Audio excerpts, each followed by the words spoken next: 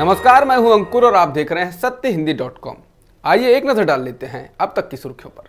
भारत और चीन की सेनाएं करीब 2 किलोमीटर तक उस स्थान से पीछे हट गई हैं जहां दोनों देशों के सैनिकों के बीच झड़प हुई थी। इंडियन एक्सप्रेस के अनुसार अधिकारियों ने वेरिफिकेशन कर लिया है और दोनों देशों के ही सैनिक उस इलाके से हट गए हैं। वहीं विशेषज्ञों का कहना है कि चीन का पीछे हटना समझ आता है, भारत क्यों अपनी ही जमीन छोड़कर पीछे हट रहा है।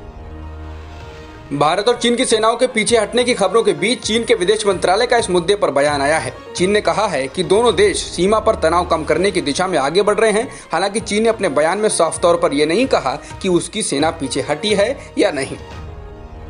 गलवान घाटी से चीनी सेना के वापस जाने की खबरों के बीच कांग्रेस के पूर्व अध्यक्ष राहुल गांधी ने एक बार फिर ट्वीट कर अपनी बात कही है। राहुल ने भारत और चीन की ओर से इस संबंध में जारी किए गए आधिकारिक बयानों को ट्वीट किया है और कुछ सवाल पूछे हैं। राहुल ने कहा है, राष्ट्रहित सर्वोपरि है और इसकी रक्षा करना भारत सरकार का कर्तव्य है, तो फिर युद्ध से पहले वाले हालात पर जोर क्यों नहीं दिया गया है? चीन को हमारे क्षेत्र में 20 निहत्थे जवानों की हत्या को सही ठहराने की अनुमति क्यों दी गई है? गलवान घाटी की क्षेत्रीय संप्रभुता का उल्लेख क्यों नहीं किया गया है? भारत के बाद अब अमेरिका में भी चाइनीज ऐप बैन हो सकते हैं। अमेरिका के विदेश मंत्री माइक पोम्पियो ने इसके संकेत दिए हैं। उन्होंने सोमवार को एक इंटरव्यू में कहा कि टिकटॉक समेत चीन के सभी सोशल मीडिया ऐप को बैन करने के बारे में गंभीरता से सोच रहे हैं। अमेरिका का यह बयान चाइनीज ऐप पर भारत में हुई कार्रवाई के 6 दिन बाद आया है। अमेरिका के सैन्य रणनीतिकार एडवर्ड लुटवॉक ने पूर्वी सीमा पर सड़कें और कनेक्टिविटी मजबूत करने के लिए भारत की तारीफ की है। इसके साथ ही उन्होंने कहा है कि चीन के साथ इस वक्त पाकिस्तान के अलावा और कोई नहीं है, जबकि भारत के साथ जापान, अमेरिका और इजराइल जैसे देश हैं।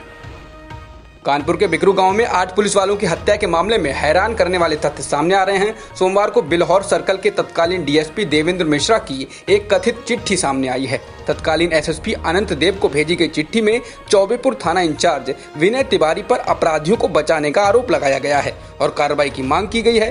हालांकि अब एसएसपी दिनेश कुमार के अनुसार शुरुआती जांच में सीओ, एसपी और एसएसपी के गोपनीय दफ्तर में चिट्ठी का कोई रिकॉर्ड नहीं मिला है। 14 मार्च को एसओ के खिलाफ कोई अन्य रिपोर्ट नहीं मिली है, न ही कोई फाइल मिली है। चिट्ठी की सत्यता की जांच कर कार्रवाई होगी। राष्ट्रीय जांच एजेंसी यानी एनआईए ने अपनी चार्जशीट में कहा है कि जम्मू कश्मीर के निलंबित पुलिस अधिकारी देविंदर सिंह, जो इस साल जनवरी में हिजबुल मुजाहिदीन के आतंकवादियों के साथ कार में यात्रा करते हुए पकड़ा गया था, उसे संवेदनशील जानकारी प्राप्त करने के लिए पाकिस्तानी अधिकारियों ने तैयार किया था। एनआईए ने कहा कि सिंह नई दिल्ली में पाकिस्तान उच्चायुक्त के कुछ अधिकारियों के साथ सिक्योर सोशल मीडिया प्लेटफॉर्म के माध्यम से संपर्क में था। एनआईए ने सोमवार को जम्मू की एक अदालत में सिंह और 5 अन्य लोगों के खिलाफ अपनी चार्जशीट दाखिल की है। सोमवार को हरियाणा मंत्रिमंडल ने निजी क्षेत्रों की नौकरियों में 75% आरक्षण प्रदान करने के लिए एक अध्यादेश का ड्राफ्ट तैयार करने को मंजूरी दे दी है। इससे निजी कंपनियों के बीच चिंता बढ़ गई है। उनका मानना है कि कोविड-19 महामारी से आर्थिक तौर पर उबरने की कोशिशों को झटका लगेगा।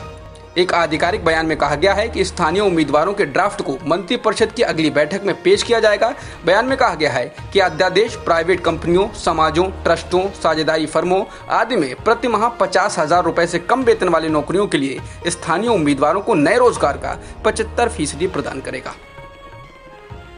स्टूडेंट वीजा पर अमेरिका जाने वाले छात्रों को कोरोना वायरस महामारी के बीच बड़ा झटका लगा है। अमेरिका ने सोमवार को ऐसे छात्रों से स्टूडेंट वीजा वापस लेने की घोषणा की है जिनकी क्लासेस कोरोना वायरस के कारण केवल ऑनलाइन मॉडल पर हो रही हैं।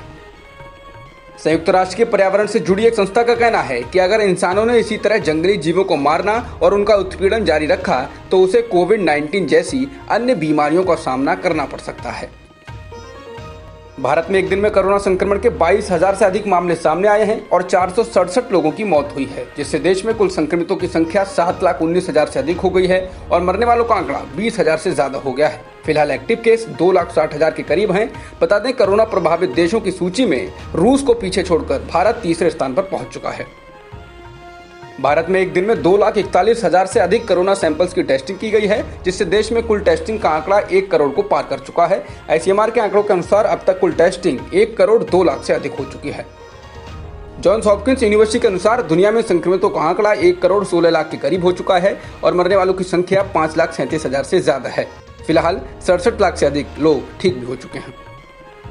जॉन्स हॉपकिंस यूनिवर्सिटी के मुताबिक अमेरिका में संक्रमितों का आंकड़ा 29,35,000 से अधिक हो चुका है और मरने वालों की संख्या 1,30,000 से ज्यादा है। अब तक की खबरों में इतना ही। बाकी खबरों के लिए बने रहिए सत्यहिंदी.com के साथ।